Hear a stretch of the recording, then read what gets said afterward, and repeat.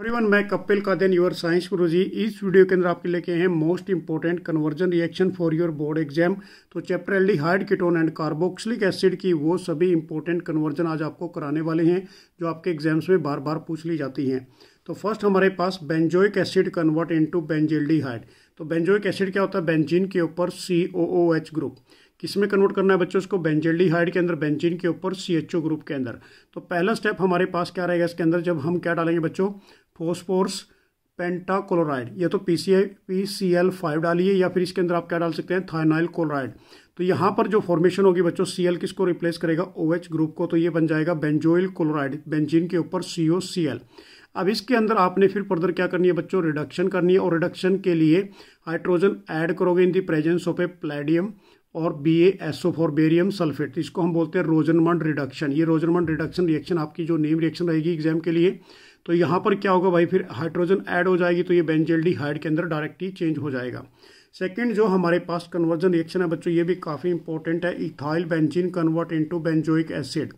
अब ethyl benzene क्या होता है? बेंजीन के ऊपर CH2CH3, this is A ethyl, और ये बेंजीन आप किस में कन्वर्ट करना है? बेंजोइक एसिड के अंदर, बेंजीन के ऊपर COOH ग्रुप।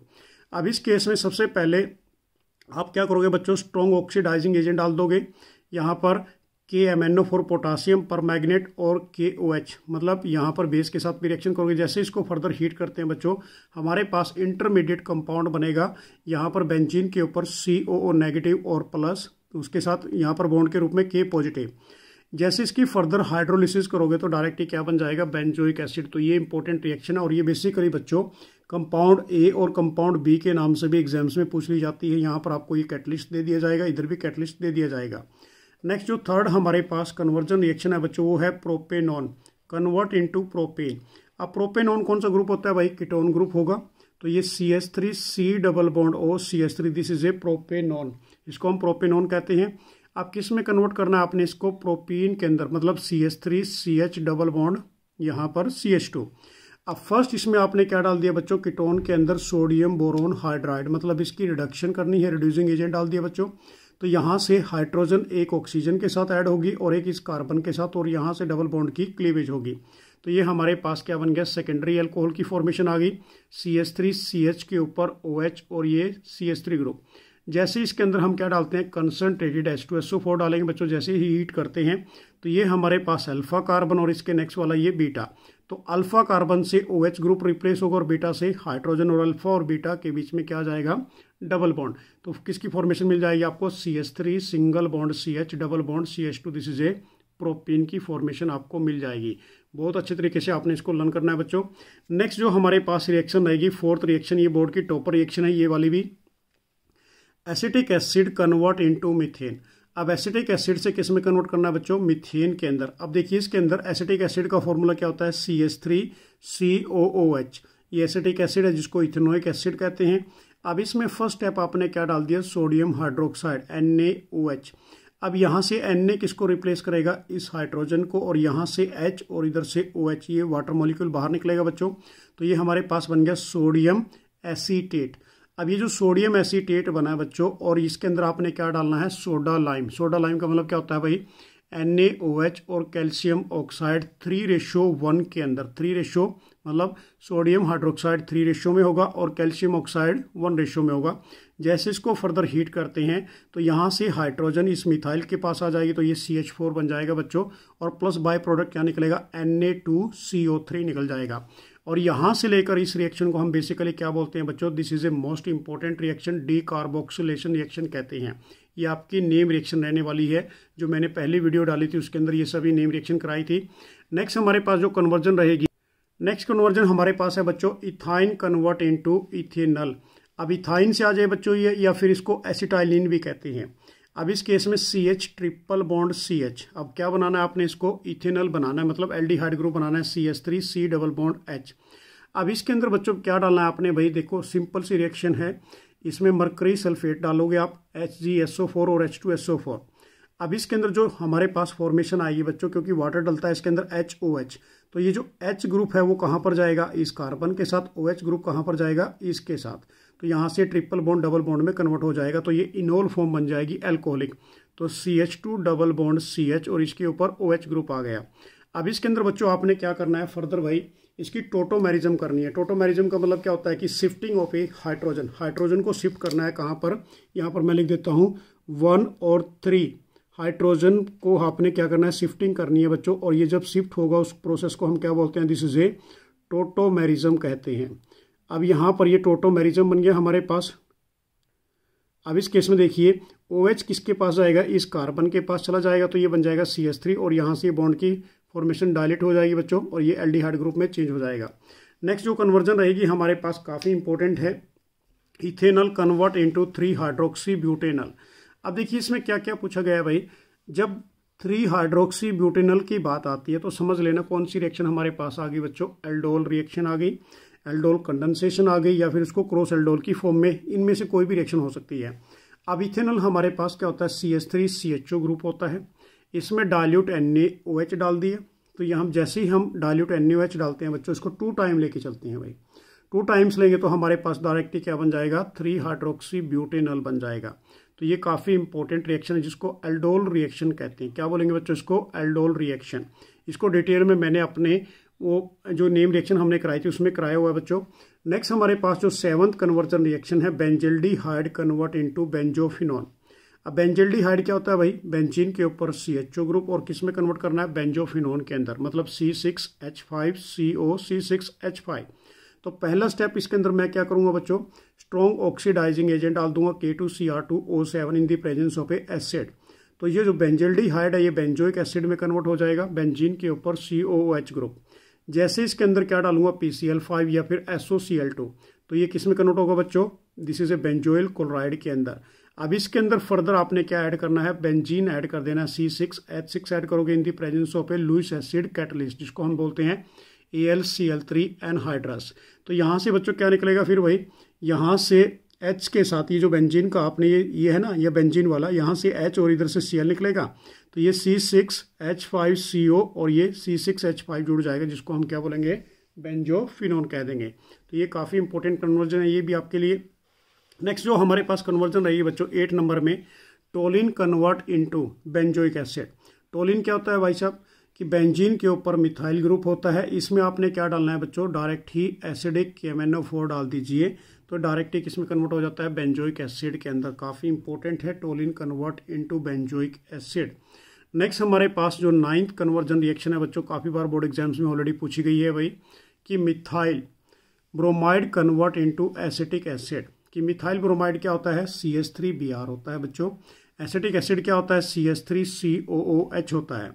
अब इस केस में मिथाइल ब्रोमाइड में हमने पहला स्टेप क्या किया भाई, पोटासियम साइनाइड डाल दिया KCN, क्योंकि हमें 2 कार्बन चाहिए इस केस में।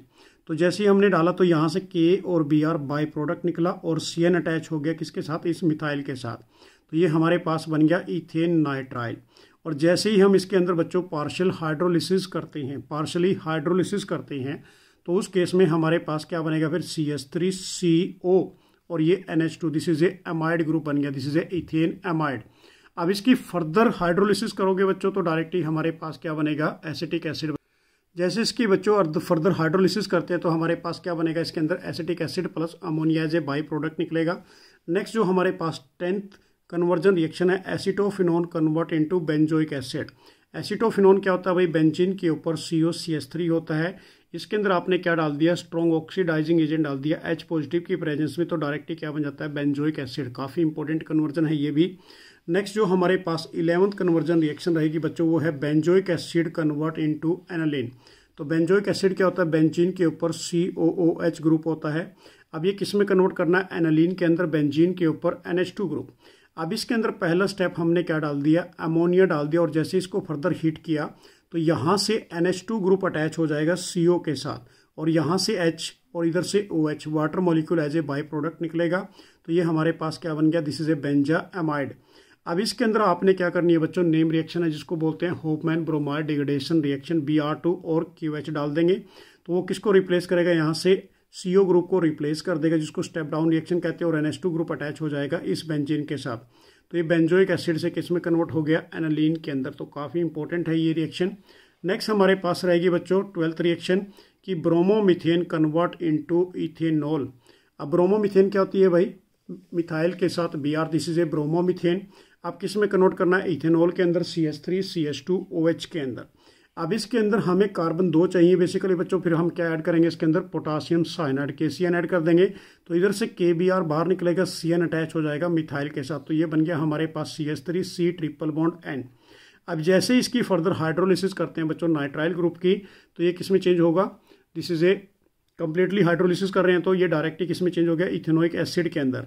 जब इसके अंदर आपने क्या डाल दिया, रिड्यूसिंग एजेंट डाल दिया, लिथियम एल्यूमिनियम हाइड्राइड, तो ये जो इथेनोइक एसिड से किस में कन्वर्ट हो जाएगा बच्चों, डायरेक्ट ही इथेनॉल के अंदर, एल्कोहल के अंदर ये चेंज हो जाता है।